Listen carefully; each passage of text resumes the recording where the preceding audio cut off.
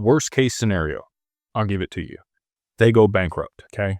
Have a really strong balance sheet. They have like $700 million on their balance sheet right now. I do think that Anchorage is probably going to go public in the not too distant future. Just, hearsay around. I could be off with that. We'll have to find out. But with all that being said, let's say they go bankrupt. Okay. They are not relief estate like BNY Mellon. They are bankruptcy remote though. So the assets are segregated from their exchange business. Those assets are always yours. They will have to go through the bankruptcy process, but your assets sit there in kind and you will get access to them post bankruptcy. I don't know if there's anybody else besides BNY Mellon, but that sounds like a good thing. Another trust bank steps in immediately, takes over.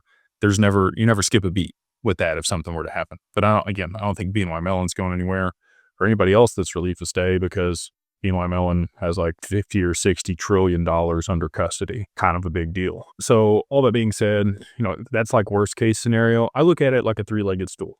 Okay. There's us at DWP, and there's Anchorage. Anchorage provides the infrastructure and the custody solution. We provide advisory on the other side of the multi-sig. And then, you own the assets and you're the other side on the account. Any one of those legs can kind of get kicked out and it's still standing. So, Anchorage goes bankrupt.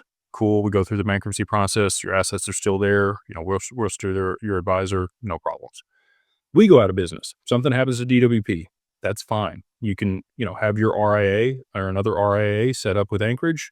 You move your account over to them. They manage it for you. God forbid something happens to you. We have beneficiaries on the accounts to make sure that there's continuity and management of the assets and your family gets them or whoever you designate. So again, there's contingency planning. And again, another trust bank would step in on the other side of Anchorage, having problems to be able to manage stuff. So, that's why this is so effective. And again, that's the reason BlackRock moved their assets there. They're getting the best of the best.